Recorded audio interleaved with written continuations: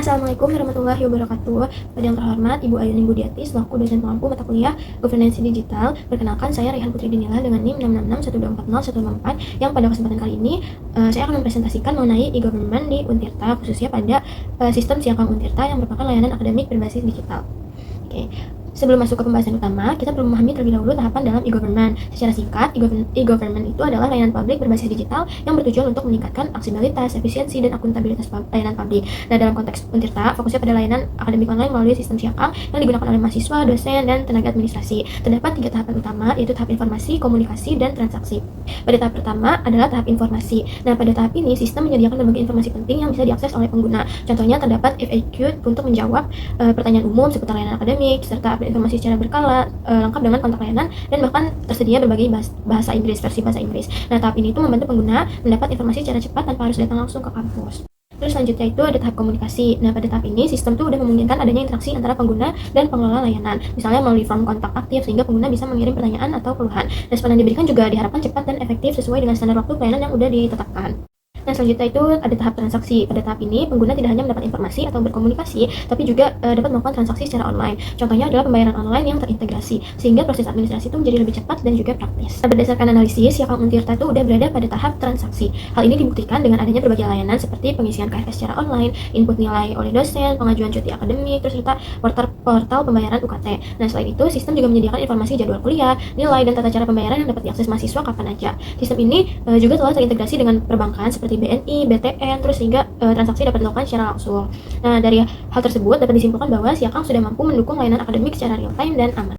Selanjutnya kita lihat studi kasus fitur Siakam dan manfaatnya. Beberapa fitur utama yang tersedia antara lain registrasi mata kuliah atau KRS online yang membantu menghemat waktu dan mengurangi antrian, akses nilai dan transkrip sementara sehingga mahasiswa dapat melihat perkembangan akademiknya secara transparan. Terus juga pengumuman terpusat dan notifikasi yang memudahkan penyampaian informasi penting. Lalu formulir administrasi digital seperti pengajuan cuti dan atau beasiswa.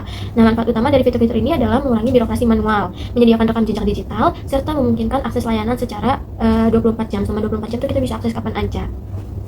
Nah, lanjut, ini ada mind map digital divide. Selanjutnya adalah mind map ini tuh untuk mengatasi digital divide atau kesenjangan digital di Indonesia. Solusi yang ditampilkan berfokus pada beberapa aspek penting, yaitu perbaikan konektivitas internet, penyediaan perangkat yang terjangkau, pelatihan keterampilan digital, perancangan layanan yang inklusif, serta dukungan kebijakan yang berkelanjutan. Dengan solusi ini diharapkan masyarakat dapat mengakses layanan digital secara lebih merata. Lalu di slide ini dijelaskan beberapa inisiatif berhasil. Contohnya itu yang pertama, jaringan desa atau wifi publik yang memberikan akses internet bagi masyarakat untuk kebutuhan pendidikan dan administrasi. Yang kedua, ada pelatihan literasi digital khususnya untuk pelajar dan tenaga pendidik atau tenaga pengajar agar mampu menggunakan layanan digital dengan baik. Terus yang ketiga, kerjasama antar sektor publik dan juga sektor swasta seperti pemberian subsidi perangkat atau integrasi sistem digital.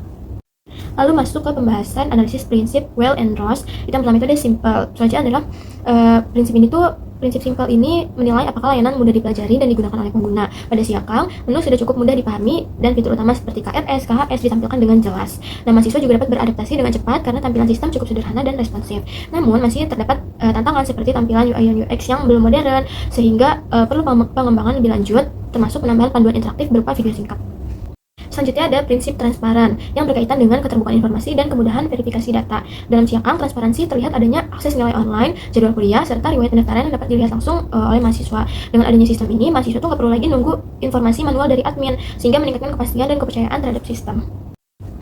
Lalu yang terakhir yaitu prinsip kecocokan, kesesuaian sistem dengan kebutuhan pengguna. Siakam melayani berbagai pengguna seperti mahasiswa, dosen, staf administrasi yang masing-masing itu memiliki kebutuhan yang berbeda-beda. Nah, sistem ini dinilai cukup relevan karena mendukung aktivitas akademik utama seperti yang tadi KRS, KHS, pengolahan nilai, sehingga mempermudah pekerjaan dosen dan mahasiswa.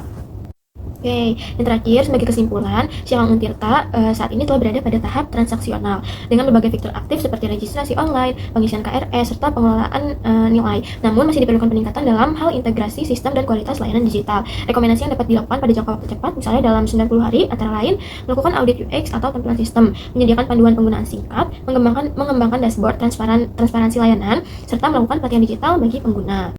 Demikian presentasi yang dapat saya sampaikan mengenai e-government Untirta melalui sistem Siakam. Terima kasih atas perhatian Ibu dan juga teman-teman semua.